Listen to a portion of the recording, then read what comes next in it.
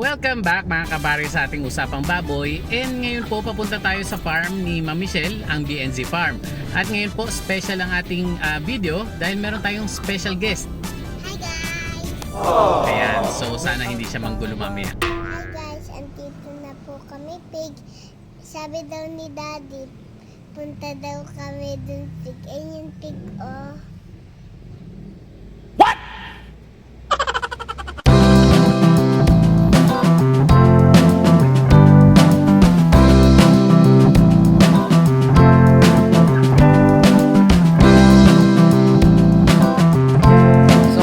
Kasama natin itong makulit na ito dahil gusto raw niya makakita ng baboy. Pero takot naman pala. Hindi po niya yata alam na yung pinambibili ng kanyang dede at diaper ay dito po nanggagaling.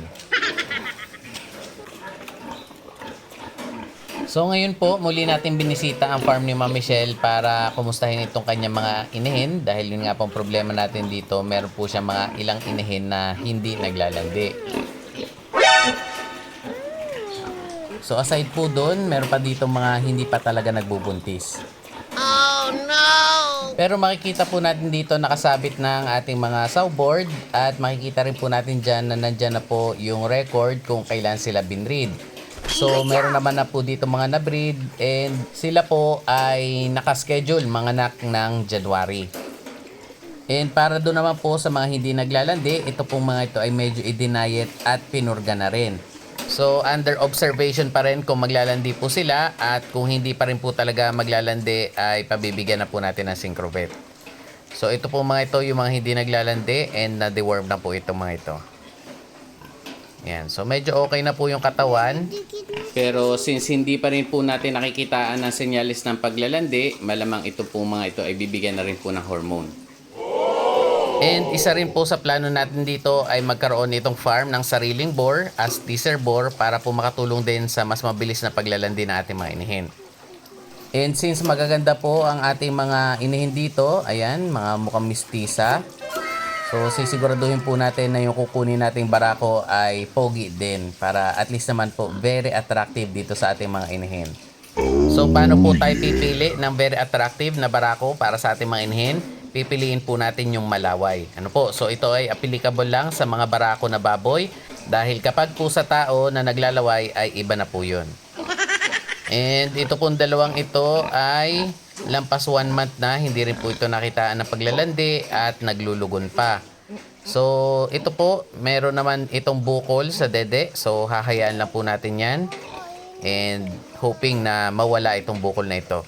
Okay. Ngayon, nandito na po tayo sa kanilang grower finisher house. And syempre kasama pa rin natin si Kulit. So sisilipin naman po natin yung kanilang mga starters.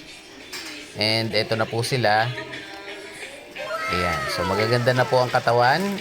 Although meron po dito nakita na mga inuubo. So meron na po tayong tinitreat dyan. And ito po yung dalawa na naka-isolate. So medyo naka-recover na rin po ang mga ito. Pero hindi na po natin ito ibabalik doon sa dating kulungan dahil baka awayin. So ito na naman po si Kulit at gusto naman niya magpakain ng ating mga baboy dito.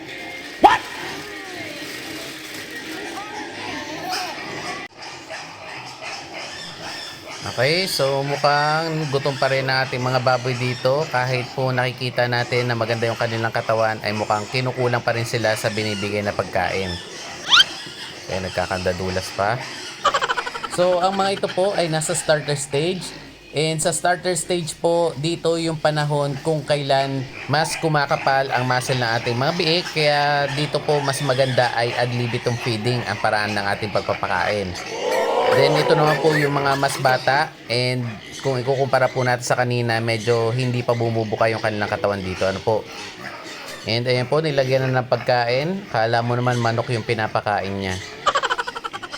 So nabanggit na po natin kina Ma'am Lori na padadagdagan po natin ang amount na binibigyan nila dito kada araw para po mas mabilis lumaki ang ating mga baboy. Lalo na po dito nga sa starter stage. Ano po? Kasi dito nga po mas maganda ang conversion ng pakain papunta sa kanilang muscle. Hindi pa po tabaan na po form. And ito na naman po. Kailangan yata talagang i-remind na baboy yung kanya pinapakain. And ayan nga po. at uulitin pa. Parang nagdadagdag lang ng asin pag nagluluto. Then tuloy na po tayo, and ito na nga po yung mga gilts from DCM. So ito yung mga na-breed na, and ito naman po yung mga dine-develop. Ito po ay mga nasa 5 months na. Then ito pa. So meron pa po tayong tatlo dito na nasa 5 months din. And kung mapapansin po natin, hindi ganun kalalaki ang kanilang katawan. Dahil kung ikukumpara po natin sa ating mga fatteners, ang 5 months po dapat tumitimbang na ng nasa 90 to 100 kilos. So maya po, i-discuss natin yan. And ito naman po ay na-breed na. Medyo pilay lang po ito dahil may pigsa sa kilikili. So after 1 month po, ipapalipat na natin ito doon sa kabilang building. Then etong mga ito naman po ay iniintay lang natin na maglandi sila ng una. Then ipapalipat na rin po natin doon sa kabilang building. So kung sino po dito ang maglalandi, siya ang unang ililipat. So ito po ay para hindi magulo at maayos yung pwesto nila doon sa kanilang mga gestating stalls. So ngayon po, ano nga ba yung plano natin sa mga ito? Base po sa mga research ngayon tungkol sa pagde-develop natin ng mga gilts, and base na rin po sa guide ng lahi na pinanggalingan itong mga gilts na ito, ay mas minamabuti na po na pabagalin ang paglaki ng ating mga dumalaga dahil ito raw po ay makakatulong para sa kanilang longevity or mas matagal natin silang mapapakinabangan. So instead po ngayon na ad libitum ang pagpapakain natin sa ating mga dumalaga, ito po ay controlled feeding na. So mula po 4 months hanggang sa sila ay mag 7.5 months, pwede pong ang ipakain sa kanila ay Mama Pro Premium Developer na 2.6 kilos kada araw or Mama Pro Developer Classic na 2.8 kilos kada araw naman. So ito po ay nakadepende pa rin syempre sa ipapakita natin mamaya na suggested na timbang. So after po 7.5 to 8 months, ang pakain po sa kanila ay 3.5 to 4 kilos. Ito po naman ay preparation para sa kanilang breeding kung kailan kailangan po natin gawin ang flushing para makatulong sa mas magandang ovulation ng ating mga dumalaga. And kapag ginawa po natin yung flushing na yan, mas makakatulong po ito para makapag-produce sila ng mas maraming biik. Then pagdating naman po sa timbang, kagaya po na sinabi natin kanina, iba po ang pagpapalaki sa ating mga fatteners at iba sa ating mga gilts. So sa mga gilts po, hindi natin sila mamadaliin na bumigat.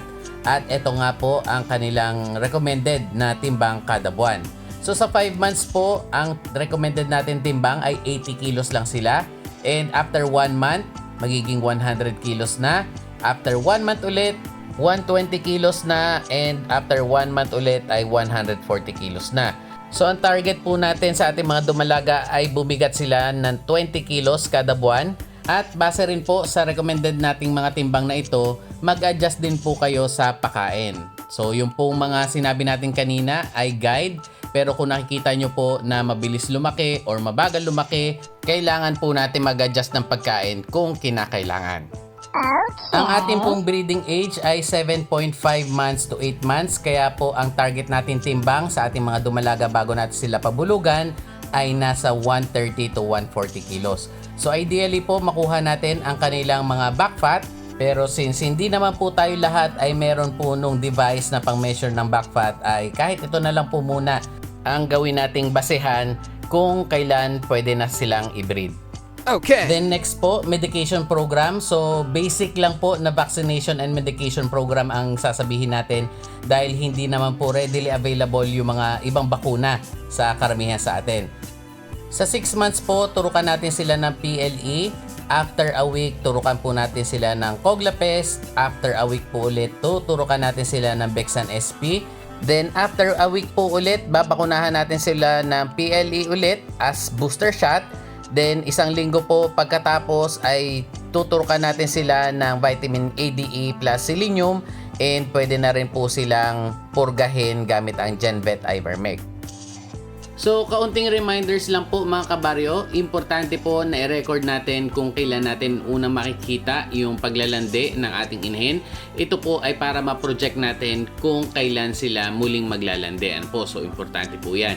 And then, dito rin po nakasalalay kung kailan po natin gagawin ang flashing ng feeds. Dahil ito po ay karaniwang ginagawa 1 week bago po yung target na breeding date. So, importante po, alam natin kung kailan sila muling maglalandi. Okay, so hopefully po makatulong itong diniscuss natin tungkol sa bagong pamamaraan na pag-aalaga ng ating mga dumalaga. And pagdating naman po dito sa aking makulit na anak, ito pa rin po at patuloy pa rin ang kanyang pagpapakain ng manok. Ayan.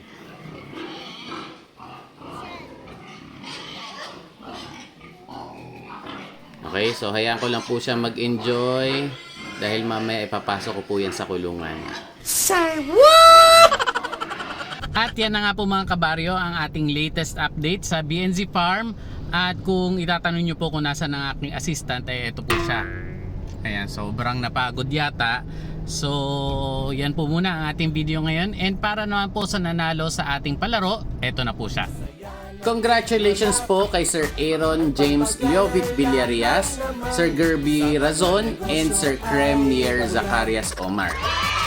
Okay, mag-PPM po ako sa inyo para mahingi ko po yung details kung paano ko po mapapadala yung inyong mga prize sa inyong lugar. Okay, so sa lahat po nating mga kabaryo, hindi pa po natatapos ang ating mga palaro. So magkakaroon pa rin po tayo sa mga susunod na panahon, kaya abang-abang lang. So muli po, maraming salamat po sa inyong suporta at tiwala sa ating channel, and mag-iingat po tayo palagi.